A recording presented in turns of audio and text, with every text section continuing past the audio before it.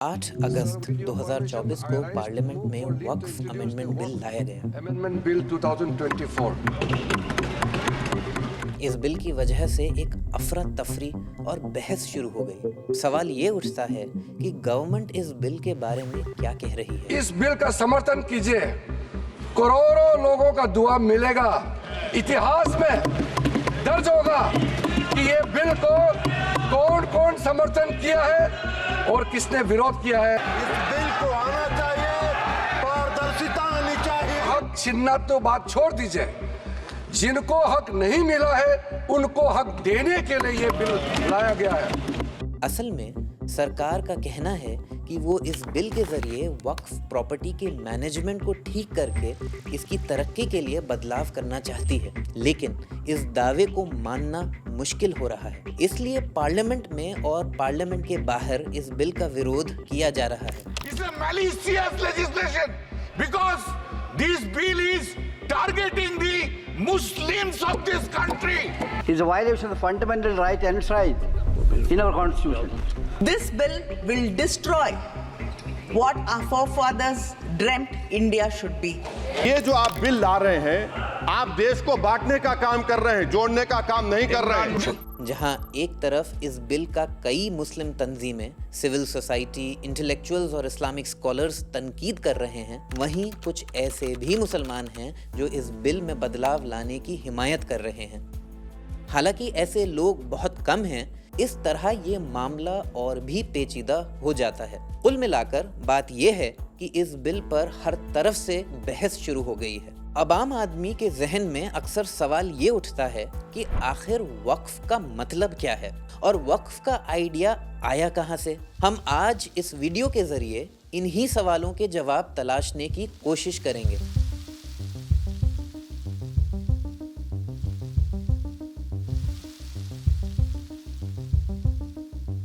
वक्फ अरबी try literal root वाक़फ़ा WQF से बना है, जिसका मतलब रुकना या ठहरना होता है। इस्लाम से पहले भी इस रूट का इस्तेमाल रुकने या ठहरने के कॉन्टेक्स्ट में किया जाता था। इस शब्द से ही वक्फ का एक इंस्टीट्यूशन के तौर पर मतलब जाहिर होता है। किसी शख्स द्वारा अपनी इंडिविजुअल प्रॉपर्टी को हमेशा के लिए समाज की बेहतरी के लिए दे देना वक्फ कहलाता है। तो चलिए इसको और डिटेल में देखते हैं। इस्लामिक लॉ के मुताबिक वक्फ हमेशा के लिए अल्लाह के नाम पर दी गई प्रॉपर्टी होती है। ना तो इसे वापस लिया जा सकता है, ना इसकी खरीद फरोख्त की जा सकती है और ना ही इसे विरासत में दिया जा सकता है। पूरी उम्मत मानती है कि इसकी ओनरशिप अल्टीमेटली अल्लाह के पास है। चूंकि अल्लाह फिजिकल टेंजिबल एंटिटी नहीं है, इसीलिए मुस्लिम कम्युनिटी को इस प्रॉपर्टी का वारिस माना जाता है।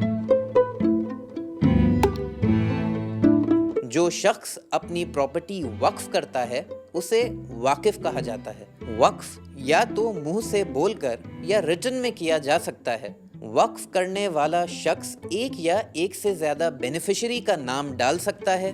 वक्फ बेनिफिशियरी को मौक़िफ़ अलैह कहा जाता है, मगर वक्फ सिर्फ बेनिफिशियरी के बारे में नहीं है, बल्कि वाकिफ वक्फ करने की खास वजूहात भी बयान कर सकते हैं, जैसे कि गरीबों की मदद करना, स्कूल या अस्पताल चलाना या मस्जिद, मदरसे और कब्रिस्तान बनाना। फिर इसके बाद मुतवल्ली होते हैं जिनका काम इन वक्फ प्रॉपर्टीज को मैनेज करना होता है और ये भी इंश्योर कि जिस भी वजूहात के लिए वक्फ किया गया है उसके लिए काम किया जाए।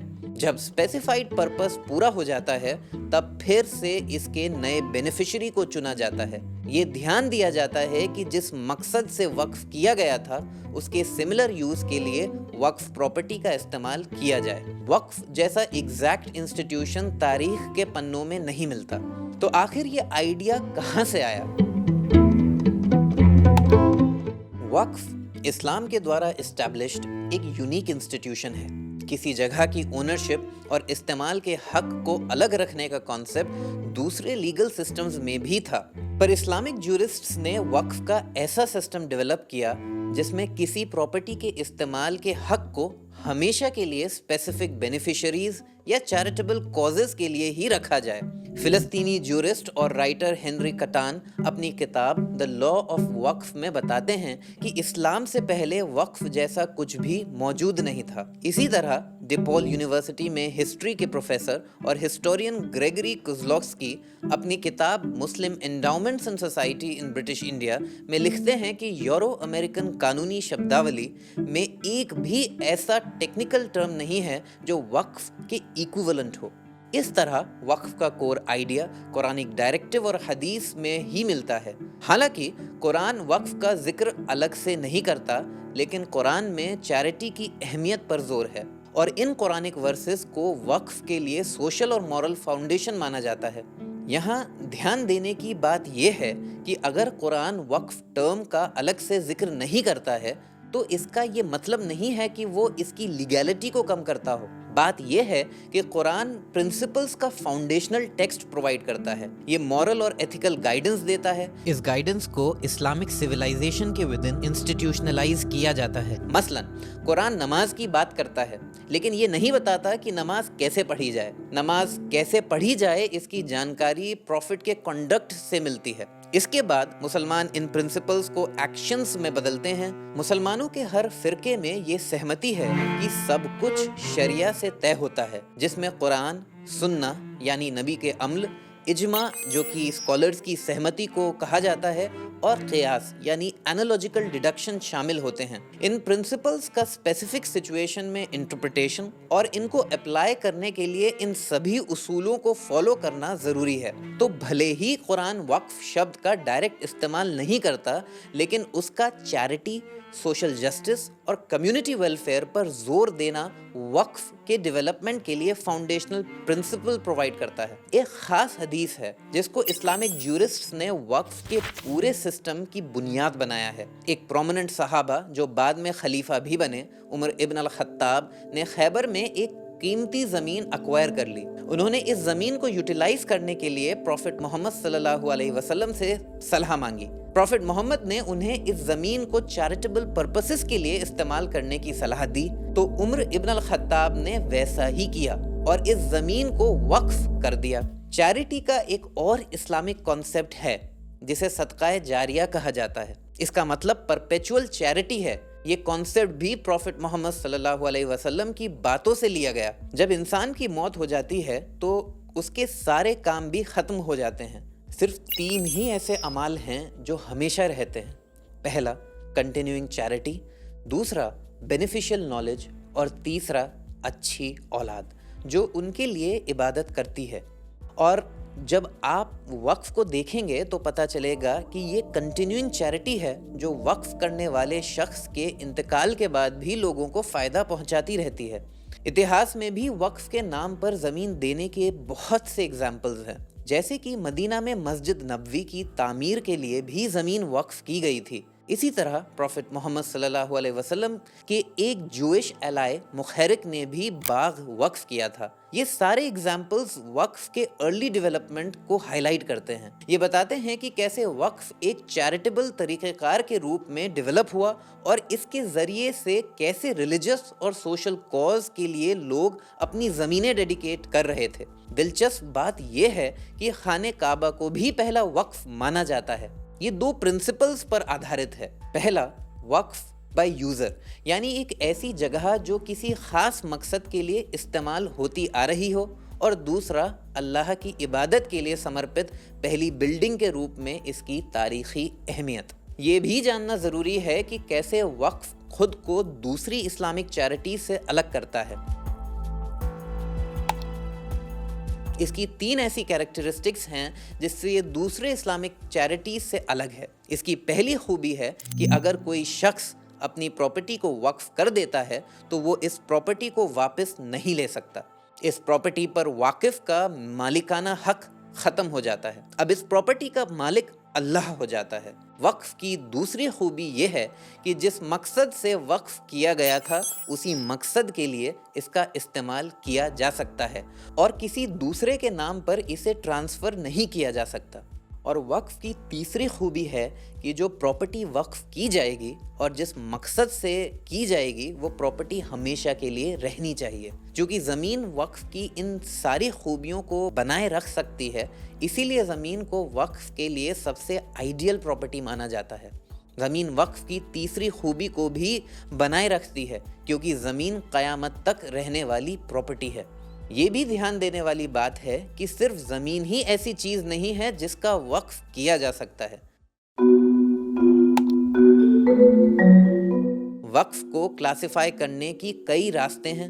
انڈاؤڈ پراپرٹی کے آدھار پر بات کریں تو اموویبل، جنہیں اپنی جگہ سے ہلایا نہیں جا سکتا جیسے کہ لینڈ اور بلڈنگز، اور موویبل، جنہیں اپنی جگہ سے ہلایا جا سکے جیسے کہ کیش، بکس اور لائیو سٹاک، دونوں طرح کی پراپرٹیز وقف میں دی جا سکتی ہیں۔ اسی طرح بینیفیشریز کے آدھار پر وقف پبلک، فیملی یا مکسڈ ہو سکتا ہے۔ پبلک وقف جنرل پبلک کے ویلفیئر کے لیے کیا جاتا ہے۔ اس میں عام طور پر اسکول، اسپتال، مسجدیں، اناتھالیہ، گیسٹ ہاؤسز، کتابیں اور قبرستان کے لیے زمین شامل ہوتی ہے۔ فیملی وقف کسی فیملی یا انڈیویجول کے ویلفیئر کے لیے بنایا گیا ہے، جس میں جنرلی وقف کرنے والے واقف کے وارث اور رشتہ دار شامل ہوتے ہیں، اور مکسڈ وقف میں فیملی اور پبلک وقف دونوں کے ایلیمنٹس ہوتے ہیں۔ اس میں وقف پراپرٹی کا کچھ حصہ پبلک کو اور دوسرا حصہ فیملی کو دیا جاتا ہے۔ اس کے علاوہ وقف کو دو حصوں میں کلاسیفائی کیا جا سکتا ہے، پہلا ڈائریکٹ وقف اور دوسرا انڈائریکٹ وقف۔ ڈائریکٹ وقف سیدھا پبلک کو سروسز پرووائڈ کراتا ہے جیسے بلڈنگ، مسجدیں، اسکول اور اسپتال، اور ڈائریکٹ وقف کو سپورٹ کرنے کے لیے انڈائریکٹ وقف بنایا جاتا ہے۔ اس کا مقصد ڈائریکٹ وقف کی سروسز میں لگانے والے خرچے کو نکالنا ہوتا ہے، جیسے کہ انکم جنریٹ کرنے کے لیے کوئی کمرشل پراپرٹی وقف کی جا سکتی ہے تاکہ کوئی مسجد چلائی جا سکے یا ایجوکیشنل اسکالرشپ کو فنڈ کیا جا سکے۔ ابھی وقف کا جو فریم ورک ہے یہ وقت کے ساتھ ڈیولپ ہوا ہے۔ یہ ایک جیتی جاگتی مثال ہے جو سرحدوں اور صدیوں کو پار کر چکی ہے، جو اسلامک سویلائزیشن میں اہم کردار نبھا رہی ہے۔ It's a never-ending circle that's continued through the centuries.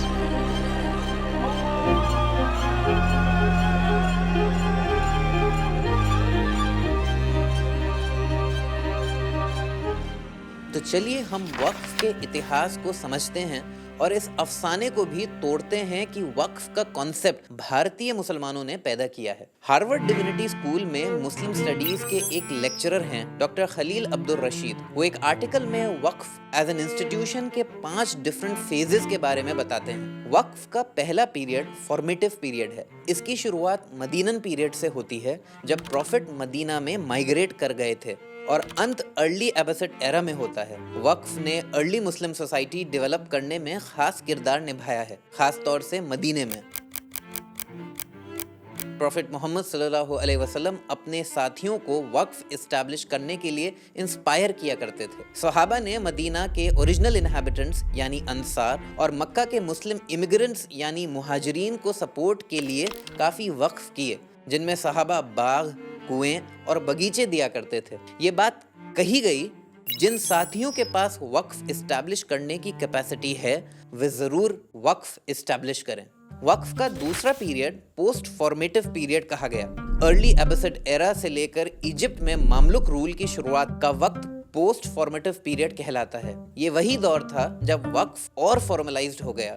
اس وقت کے اسکالرز اور جیورسٹس وقف کے رولز اور پرنسپلز بنانے لگے، اور وقف رورل اور اربن ڈیولپمنٹ کے لیے کروشل رول نبھانے لگا۔ اس سمے ہزاروں اسکولز، لائبریریز، یونیورسٹیز وقف کے ذریعے اسٹیبلش کیے گئے اور چلائے جانے لگے۔ ان ایجوکیشنل انسٹیٹیوشنز میں سے کچھ ایسے بھی ہیں جن کا کافی نام ہے۔ دنیا کی سب سے پرانی یونیورسٹی کو ایک مسلم عورت نے فنڈ کیا تھا۔ اس کی فنڈنگ وقف کی وجہ سے ہی ممکن ہو سکی۔ ہاں، ہم لوگ کراویین مسجد اور موروکو کے فیز میں موجود مدرسہ کالج کی بات کر رہے ہیں، جس کی استھاپنا فاطمہ الفہری نے 859 میں کی تھی۔ اسی سمے فاطمہ کی بہن مریم الفہری نے بھی فیز میں موجود الاندلس مسجد اسٹیبلش کی تھی۔ اگر ہم اس سے 3 دہائی پہلے جاتے ہیں تو پتہ چلتا ہے کہ بغداد میں بیت الحکمہ کو پبلک لائبریری کی شکل میں اسٹیبلش کیا جا رہا تھا، جو بعد میں چل کر ریناؤنڈ سینٹر فار لرننگ بن گیا۔ یہ ادارہ بھی وقف سے ہی بنایا گیا تھا۔ یہاں سے فادر آف الجبرا الخوارزمی نے میتھمیٹکس کو ریولوشنائز کیا۔ یہ وہ جگہ ہے جہاں ابن سینا نے دا کینن آف میڈیسن لکھی۔ اس کتاب کو میڈیکل ہسٹری کا مونیومنٹل ٹیکسٹ کہا جاتا ہے۔ اس طرح کہ کئی اور ایگزامپلز ہیں، جیسے نظامیہ مدرسہ، جہاں سب سے بڑے اسلامی فلسفیوں میں سے ایک الغزالی پروفیسر ہوا کرتے تھے۔ ان کے علاوہ ایجپٹ کے قائرو میں الازہر ماسک اور مدرسہ کالج بھی ہیں۔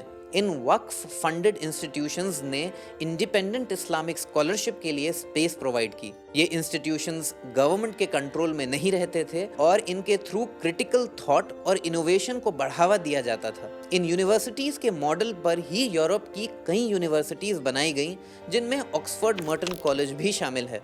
ایجوکیشن کے علاوہ وقف نے ہیلتھ کیئر کو بھی سپورٹ کیا، جیسے کہ بیمارستان، جن کا مطلب ہاؤس فار دا سک ہوتا ہے۔ اس نے سب کے لیے فری ہیلتھ کیئر پرووائڈ کیا، اور یہ صرف اسپتال ہی نہیں تھے بلکہ میڈیکل سکول بھی تھے۔ وقف کا تیسرا پیریڈ میچوریشن پیریڈ کہلاتا ہے۔ ماملوک رول سے لے کر first half of the Ottoman Empire کے بیچ کا وقت میچوریشن پیریڈ کے اندر آتا ہے۔ اس دوران وقف نے اپنے آپ کو ٹریڈیشنل ماسکس، مدرسہ کمپلیکسز سے آگے بڑھایا۔ اب اس میں لوگ کئی طرح کے چیریٹیبل انیشیٹیوز لانے لگے۔ مملوک پیریڈ میں رباط کے روپ میں ایک انٹرسٹنگ کام ہوا۔ یہ سنگل ویمن ہاؤسنگ اوقاف تھے۔ انہوں نے وڈوز، ڈیورسیز اور دوسری ولنریبل عورتوں کو شیلٹر، اسپریچول گائیڈنس اور سوشل سپورٹ پرووائڈ کیے۔ اس کے بعد آٹومن امپائر میں وقف جادو کی چھڑی کی طرح کام کر رہا تھا۔ اس سمے وقف سب کچھ کر رہا تھا۔ یہ وہی سمے تھا جب وقف سوسائٹی کا کانسیپٹ ابھر کر آیا۔ پھر بات آتی ہے ٹرکی میں موجود سلیمیہ مسجد کی۔ یہ ایک آرکیٹیکچرل ماسٹر پیس ہے۔ یہ اپنے کلیے کے ساتھ یونیسکو ورلڈ ہیریٹیج سائٹ ہے۔ اب سوال ہے یہ کہ یہ کلیے کیا ہیں؟ یہ کلیے پبلک یوز کے لیے بنائے گئے بلڈنگ کمپلیکسز تھے، جس میں مسجد، اسکول، سوپ کچنز، انس، اسنان گھر، اسپتال اور بازار ہوا کرتے تھے۔ یہ کلیے وقف دوارا بنائے گئے تھے۔ آٹومن امپائر کے دور میں وقف کا اتنا زیادہ وکاس ہو گیا تھا کہ کہا جاتا ہے کہ وقف کا شکر گزار ہونا چاہیے، کیونکہ کچھ ایسے بھی لوگ رہے ہوں گے جن کی پیدائش وقف کے گھر میں ہوئی ہوگی، وقف کے پالنے میں سوئے ہوں گے، وقف پراپرٹی میں کھائے پیے ہوں گے، وقف کی کتابیں پڑھی ہوں گی، وقف کے اسکول میں پڑھائی کی ہوگی، وقف ایڈمنسٹریشن سے سیلری لی ہوگی، اور جب موت ہوئی ہوگی تب وقف کی تابوت میں انہیں رکھا گیا ہوگا اور انت میں وقف کی ہی زمین میں دفن کیے گئے ہوں گے۔ وقف کا چوتھا پیریڈ ٹرانسفارمیٹو پیریڈ ہے، جو موٹے طور پر آٹومن امپائر کے دور کے دوسرے حصے میں مانا جاتا ہے، یعنی یہ 16ویں سینچری سے لے کر 19ویں سینچری تک کا پیریڈ تھا۔ جیسا کہ نام سے پتہ چلتا ہے کہ اس پیریڈ میں وقف میں 2 سگنیفیکنٹ ٹرانسفارمیشن ہوئے تھے۔ پہلا بدلاؤ تھا کہ وقف میں نان مسلمز کا انوالومنٹ بڑھ رہا تھا۔ جوز اور کرسچنز جو اسلامک رول میں رہ رہے تھے، انہیں بھی اپنا وقف انڈاؤمنٹ بنانے کی اجازت تھی۔ یہ مسلم دیشوں جیسے موروکو، یروشلم، لبنان، بلکان، استنبول اور قائرو میں عام بات تھی۔ یہ وقف کے انکلوسیو نیچر کو دکھاتا ہے۔ یہ کامن پریکٹس دکھاتی ہے کہ وقف میں ریلیجس باؤنڈریز پار کرنے کی ایبلٹی ہے۔ اس دور میں وقف سے ریلیٹڈ جو دوسرا بدلاؤ ہو رہا تھا وہ تھا کیش وقف کا عروج۔ اس سے پہلے یہ آٹومن امپائر کے اناٹولین حصے میں عام تھا۔ اس کا آخری دور ڈیٹیریوریشن پیریڈ کہلاتا ہے۔ جیسا ڈاکٹر خالد بتاتے ہیں کہ مڈل آف دی 19 سینچری سے لے کر ورلڈ وار 1 تک آٹومن امپائر اور جنرلی مسلم ورلڈ میں اوقاف میں بھاری کمی دیکھنے کو ملتی ہے۔ اس کا مین ریزن کولونیل پاورز کا ڈائریکٹ انوالومنٹ تھا۔ کولونیل پاورز جیسے کہ برٹش، فرینچ اور ڈچ نے وقف پراپرٹیز اور زمین پر اپنا کنٹرول کر کے وقف کے اوریجنل پرپس کو اگنور کر دیا۔ وقف کے ڈکلائن ہونے کا دوسرا کارن اس کو نیشنلائز کرنا تھا۔ وقف کے ساتھ وقف انسٹیٹیوشن بینکرپٹ ہو گئی اور پوسٹ کولونیل گورنمنٹس بھی وقف دوارا فراہم کی جانے والی سوشل سروسز کو دوہرا نہیں پائیں۔ بھلے ہی وقف کی ہسٹوریکل لیگیسی ڈکلائن کر گئی ہو، لیکن ابھی بھی یہ ختم نہیں ہوا ہے۔ آج بھی ایجپٹ کی الازہر جیسی یونیورسٹیز انڈاؤمنٹس کی مدد سے چل رہی ہیں۔ آج بھی گلوبل لیڈرز کو ایجوکیٹ کر رہی ہیں۔ دنیا بھر میں ایسے کئی ایگزامپلز ہیں جو آج بھی وقف کے امپورٹنس کو ہائی لائٹ کرتے ہیں۔ جیسے کہ آپ ٹرکی میں دیکھ لیجئے، یہاں آج بھی وقف کا administration the general directorate of foundations سنبھالتا ہے، جو وظیفے دیتا ہے، ضرورت مندوں کی مدد کرتا ہے اور ان کے علاوہ یونیورسٹیز اور ہاسپٹلز چلاتا ہے۔ ملیشیا اور انڈونیشیا میں بھی वक्फ का इस्तेमाल हायर एजुकेशन में सपोर्ट करने के लिए किया जाता है। भारत में भी कई ऐसे छोटे बड़े इंस्टीट्यूशंस हैं जो वक्फ प्रॉपर्टी से चलाए जाते हैं, जिनमें मस्जिद, दरगाह, खानकाह, मकबरा, अशूर खाना, कब्रिस्तान, ईदगाह और इमाम बाड़े शामिल हैं। इस तरह वक्फ की कहानी अच्छाइयों से भरी हुई है। चाहे गरीबों की मदद करना हो, लोगों को एजुकेट करना या सिविलाइजेशन बिल्ड करना, वक्फ हर जगह मददगार साबित हुआ है। अब जब वक्फ को लेकर बहस शुरू हो ही गई है तो ज़रूरी है कि सबसे पहले वक्फ के यूनिवर्सल सिग्निफिकेंस को माना जाए। वक्फ सिर्फ एक लोकलाइज्ड या पॉलिटिसाइज्ड कॉन्सेप्ट नहीं है, बल्कि ये एक ग्लोबल इस्लामिक लेगेसी है जिसने वक्त, ज्योग्राफी और पॉलिटिकल बाउंड्रीज को पार किया है। सवाल ये नहीं है कि वक्फ एग्जिस्ट करना चाहिए या नहीं, बल्कि सवाल ये है कि हम ऐसा क्या करें जिससे वक्फ आज की दुनिया में सस्टेनेबल डेवलपमेंट का मॉडल बन जाए। अपनी आने वाली वीडियोस में हम बात करेंगे कि आज के दौर में भी हमारी ज़िंदगी में वक्फ की कंटिन्यूड लेगेसी कैसे काम करती है।